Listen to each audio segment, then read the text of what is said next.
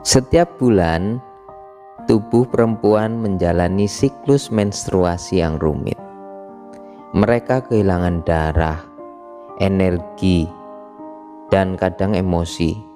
Meskipun sakit, melelahkan, bikin mood kacau, tapi tanpa itu kehidupan nggak akan berlanjut.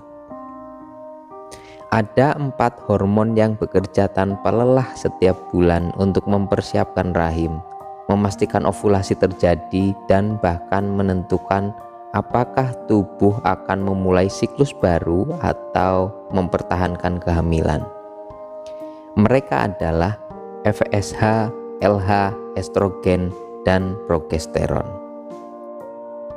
Saat menstruasi dimulai, kadar estrogen dan progesteron sangat rendah. Ini seperti pabrik yang kehilangan daya. Tanpa 2 hormon ini, dinding rahim mulai runtuh dan menyebabkan menstruasi.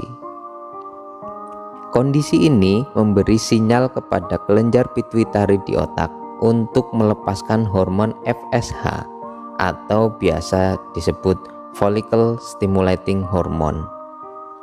Sesuai namanya, FSH bertugas untuk menstimulus atau merangsang pertumbuhan folikel pada ovarium. FSH merangsang pertumbuhan beberapa folikel dalam ovarium, tapi hanya satu yang akan menjadi dominan, satu kandidat terbaik yang siap untuk ovulasi. Saat folikel berkembang, mereka mulai menghasilkan estrogen. Estrogen bertanggung jawab untuk menebalkan dinding rahim atau endometrium, membuatnya siap untuk kemungkinan kehamilan.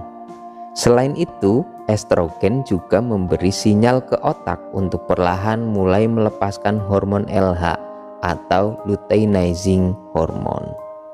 Nah, kadar LH mulai melonjak pesat ketika kadar estrogen mencapai puncaknya.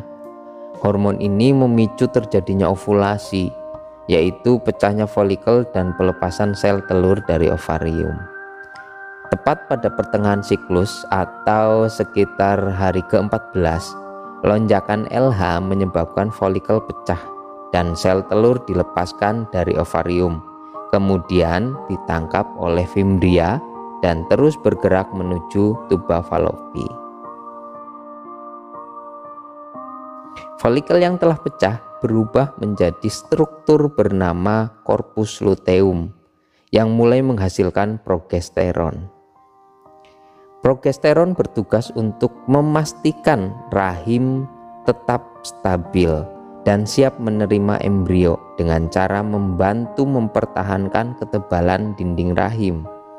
Tapi progesteron juga memiliki efek lain.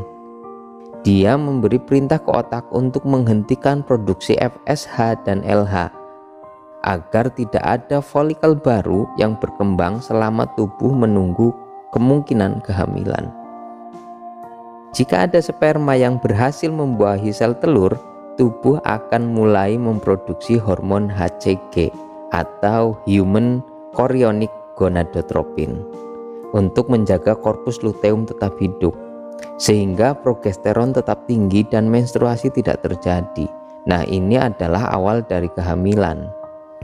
Hormon HCG diproduksi oleh trofoblast, yaitu sel-sel yang membentuk bagian awal dari plasenta setelah embrio berhasil menempel di dinding rahim.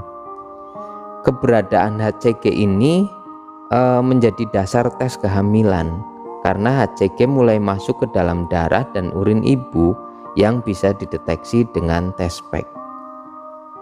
Nah, oke, lanjut ya. Tapi kalau tidak ada pembuahan, gimana?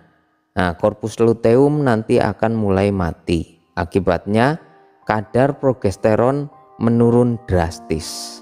Saat progesteron turun, dinding rahim yang sudah disiapkan tadi mulai luruh. Inilah yang kita kenal sebagai menstruasi.